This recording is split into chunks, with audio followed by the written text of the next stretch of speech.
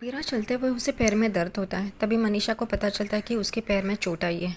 वो झुक के उसके पैर को देखती है और कहती है, अबीरा तुझे तो बहुत गहरी चोट आई है बेटा। अबीरा बात को संभाल लेती है, कहती है कुछ नहीं ठीक है करके। मनीषा चाची कहती है चलो अभी के अभी डॉक्टर के पास चलो। तभी अबीरा कहती है नहीं, ये मैं आपके साथ नहीं आ सकती। तभी मनीषा कहती है ठीक है, मैं अरमान को कॉल करती हूँ, उसे बताती हूँ, वो तुझे डॉक्टर के पास लेके जाएगा। तभी अबीरा उन्हें वो करने से भी मना करती है क्योंकि अरमान जॉब ढूंढ रहा है और वो परेशान होगा इस वजह से। लेकिन फिर मनीषा के पास और कोई रास्ता नहीं होता। वो उसे पेन किलर देती है, वो भी अबीरा नहीं ले रही होती है, लेकिन मनीषा चाची उसे ज़बरदस्ती से देती है और कहती है इतना तो मुझे करने दे बेटा। और वो उसे पेन किलर देती है और कहती है डॉक्टर के पास जाने तक तो तेरा ये दर्द कम होगा। अबीरा वो पेन किलर अपने पास रख लेती है। मनीषा वहाँ से चली जाती है, लेकिन वो बहुत ही बुरी हालत में होती है क्योंकि अबीरा और अरमान की ऐसी हालत देख के उसे बहुत बुरा लग रहा होता है। दूसरी तरफ पोद्दार हाउस में सब लोग खड़े होते हैं। उतने में सबको एक एक मैसेज आ जाता है क्रिश को कि उसका कॉन्सर्ट अभी वाला तो कैंसिल हो गया, लेकिन नेक्स्ट कॉन्सर्ट के लिए उसे पूछते कि तुम तैयार हो ना।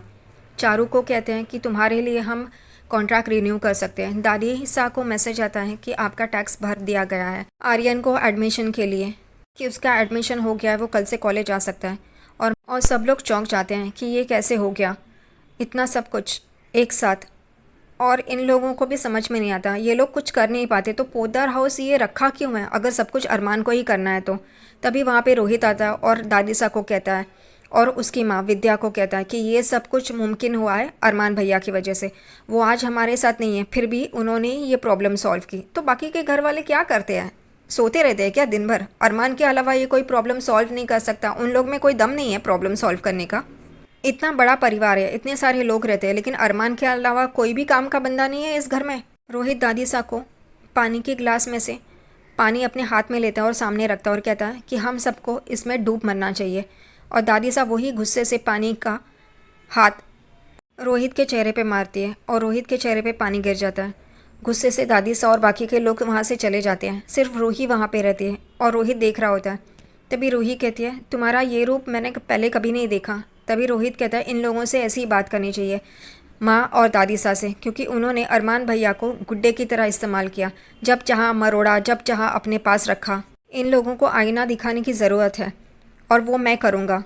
इन सबको अपनी अपनी औकात दिखाऊंगा, जो भी गलत है सामने मुंह पे बोलूँगा, तब जाके इनको समझ में आएगा इन्होंने क्या खोया है। रूही कहती है अरमान अलग है तो अच्छा है ना, उसकी सेल्फ रिस्पेक्ट है तो वो अलग से रह रहा है इस सब से दूर। अबीरा साड़ी पहनती है, वो भी शिवानी उसे पहनाती है साड़ी उसकी। अबीरा कह रही होती है कि मम्मी आप ये साड़ी पहनी है ना, तो वो कहती है नहीं ये तुझ पे बहुत जच रही है, तू ही पहन। उतने में दरवाजे पे टक टक होता है और वो लोग अरमान आया है करके बाहर आते हैं और सच में अरमान ही आ जाता है। अबीरा दरवाज़ा खोलती है तो अरमान बहुत ही खुश होता है और वो बहुत ही गिफ्ट्स लेके आता है सबके लिए और वो बहुत खुश होता है। अबीरा कहती है तुम्हें नौकरी मिल गई? तो अरमान कहता है तुम्हें कैसे पता चला? अबीरा कहती है तुम्हारे चेहरे पे ये हंसी ही बता रही है। वो कहता है हाँ मुझे नौकरी मिल गई है। तो अबीरा कहती है कौन सी कंपनी में मिली है? तभी वो कहता है कि मुझे गैरेज में मैकेनिक की जॉब मिली है, 10,000 रुपये ही पगार है। ये सुन के शिवानी और अबीरा एक पल के लिए सोचते हैं और फिर उसे कहते हैं कि कॉन्ग्रेचुलेशंस, बहुत अच्छा हुआ। अरमान कहता है शायद तुम लोग ने ठीक से सुना नहीं, मुझे गैरेज में मैकेनिक की जॉब मिली है। अबीरा कहती है तो क्या हुआ? और शिवानी भी कहती है कोई भी काम छोटा या बड़ा नहीं होता, काम तो काम होता है। यहाँ पे अरमान इन दोनों के लिए गिफ्ट लेके आता है। तभी साड़ी अपनी मम्मी के लिए लेके आता है, लेकिन गलती से विद्या का जो फेवरेट कलर होता है उस रंग की साड़ी वो अपनी शिवानी माँ के लिए लेके आता है और वो देख के एकदम चौंक जाता है। शिवानी कहती कोई बात नहीं, मैं पहन लूँगी, मुझे बहुत अच्छी लगी है। वो चली जाती है साड़ी पहनने के लिए। अरमान अबीरा के लिए चप्पल लेके आता है क्योंकि उसकी चप्पल टूटी हुई है इसलिए। अरमान उसे कहता है तुम्हें अच्छी लगी है? वो कहती है हाँ। तो अरमान कहता है पहनो ना। वो कहती है अभी नहीं, बाद में पहनूंगी। अरमान कहता है तुम्हें अच्छे नहीं लगे सैंडल्स? तो वो कहती है अच्छे हैं। तो अरमान कहता है फिर पहनो ना। अबीरा कहती है मुझे फुल्ली रेडी तो होने दो। अरमान कहता है रेडी तो हो, तुम दुल्हन से ज़्यादा खूबसूरत मत लगना, तुम दुल्हन नहीं हो। अबीरा अपनी चोट छुपाने के लिए ये सब कर रही होती है, लेकिन अरमान को लगता है कि उसे पसंद नहीं आया और वो जानबूझकर पसंद आया करके बोल रही है। वो वहाँ से चला जाता है क्योंकि उन दोनों का झगड़ा होता है। विद्या किचन में अरमान की पसंदीदा सब्ज़ी लौकी की सब्ज़ी बना रही होती है। उतने में मनीषा वहाँ पे आती है और अपना काम कर रही होती है। विद्या उसे पूछती है कि तुम कहाँ थी? वो कहती है कि मैं बाहर गई थी। विद्या कहती है तुम्हें पता है यहाँ पे क्या हुआ? मनीषा कहती है मुझे पता है, मुझे पता चला है कि अरमान की वजह से इस घर के सारे प्रॉब्लम सॉल्व हो गए हैं। विद्या कहती है तुम कहाँ गई थी? मनीषा कहती है कि मैं अरमान और अबीरा से मिलने गई थी उनके नए घर में। विद्या मनीषा को देख रही होती है। तभी यहाँ पे मनीषा सामने से ही बोलती है कि अबीरा की पैर में चोट लगी है, फिर भी वो बेचारी डॉक्टर के पास नहीं जा पा रही है क्योंकि उतने पैसे नहीं है उनके पास। विद्या पूछती है वो मिला तुम्हें ऐसे? तभी मनीषा कहती है अरमान नहीं मिला क्योंकि वो जॉब ढूंढने के लिए बाहर गया था। और फिर मनीषा कहते हैं वो लोग नीचे ज़मीन पे सोते हैं, ना गद्दा है ना चद्दर है ना कुछ, बेचारे ज़मीन पे सो रहे हैं, उनके पास गैस भी नहीं है, इस वजह से वो खाना भी नहीं बना पा रहे। ऐसे ही गुस्से से बात कर रही होती है। फिर विद्या मनीषा को पूछती है कि वो मिली वो। तभी मनीषा कहती है आपको शर्म नहीं आती? ये चेहरा ऐसा बनाना छोड़ दीजिए। आपको आपकी बेटी की नहीं पड़ी है, उसकी पड़ी है कि वो कैसी है और वो कैसे नहीं है। इससे साफ ये दिखाई देता कि आप अपने बेटे से प्यार नहीं करती, अरमान से प्यार नहीं करती, तो ये लौकी की सब्ज़ी उसकी फेवरेट क्यों बना रही है? छोड़ दीजिए। और वो गुस्से से मनीषा वहाँ से चली जाती है और विद्या सिर्फ सोचती रहती है। अरमान, अबीरा, शिवानी रेडी हो जाते हैं शादी। तभी शिवानी देखती है कि अरमान और अबीरा एक दूसरे से बात नहीं कर रहे हैं, वो थोड़े से उखड़े उखड़े हैं। तभी वो कहती है तुम दोनों में कुछ हुआ है क्या? तुम दोनों का झगड़ा हुआ है क्या? तभी अरमान और अबीरा ना कहते हैं। तभी शिवानी कहती है लेकिन तुम दोनों की शक्ल से तो लग रहा है। एक काम करो, मैं आगे जाती हूँ, तुम दोनों अपना झगड़ा सॉल्व करके बाहर आ जाना। और शिवानी आगे चली जाती है। तभी अरमान कहता है कि रुको मम्मी, मैं भी आता हूँ करके। और यहाँ पे अबीरा कहती है मैं दरवाज़ा लगा के आती हूँ। तभी वो कहती है कि अरमान ने इतने प्यार से मुझे सैंडल्स ला के दिए तो मुझे तो वो पहनने ही है।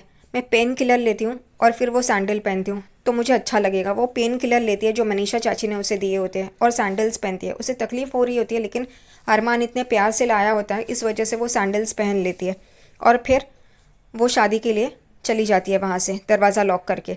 शिवानी और अरमान ताई अक्का के पास आते हैं। ताई अक्का पूछती है अबीरा कहाँ है? तभी वो शिवानी कहती है कि वो आ रही है, बस घर लॉक करके आ रही है। ताई अक्का अरमान को देख के कहती है तुम ऐसे कपड़ों में कैसे आए? तो वो कहता है क्यों, क्या हुआ, अच्छे नहीं है क्या? तो वो कहती है तुम साउथ इंडियन की शादी है, इस वजह से उसी तरीके का पहरावा चाहिए। और वो अपने एक आदमी को बुला के अरमान को कहती है कि जाओ इसके साथ और वैसे ही कपड़े पहन के आओ। अरमान लुंगी और कुर्ता पहन के आ जाता है। तब तक अबीरा भी आ जाती है, वो सैंडल्स पहन के जो अरमान ने उसे दिए है, लेकिन वो लंगड़ा रही होती है। अरमान देखता है कि उसे कुछ तकलीफ़ हो रही है चलने में, उसे लगता है कि उसके सैंडल्स में प्रॉब्लम है, वो उसे फिट नहीं हो रहे, इसलिए वो कहता है तुम्हें सैंडल पहननी नहीं है तो पहनो मत ना, ये तुम्हें पैर में क्या हुआ है? तो वो कहती है कुछ नहीं कुछ नहीं, वो छुपा रही होती है।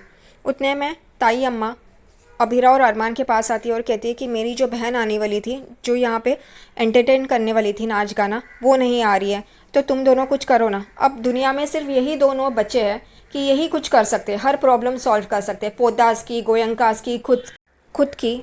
और ये जो नए बस्ती में आए हैं नए रहने के लिए, तो बाकी के पुराने लोग क्या ताई अम्मा को काम नहीं आते हैं? सिर्फ ये नए जो अभी 2-4 दिन पुराने लोग हैं वही सब कर सकते हैं, बाकी के लोग कुछ नहीं कर सकते हैं। बस अरमान और अबीरा ही चाहिए नाच गाना करने के लिए, और वो भी रेडी हो जाते हैं। अबीरा का पैर तकलीफ़ में है, फिर भी वो नाचेगी पेन किलर लेके। सही है, वो लोग नाच गाना करते हैं, सब लोगों को एंटरटेन करते हैं। फिर खाना परोस रही होती है अबीरा, तब उसके पैर में तकलीफ़ हो रही होती है। अरमान को लगता है कि उसको कुछ तकलीफ़ हो रही है, वो उसे पूछता है लेकिन वो बताती नहीं है। तभी उसे लगता है कि अबीरा कुछ छुपा रही है, इस वजह से वो वापस घर में आता है और देखता है तो उसे पेन किलर दिखाई देता है। और वो पेन किलर किस चीज़ के लिए, इसलिए वो सर्च करता है मोबाइल में, तो हेवी डोज होता है, कोई भी दर्द हो रहा हो उसके लिए लेने के लिए। और वो ये सोचता है कि अबीरा को क्या हुआ है और वो क्या छुपा रही है मुझसे,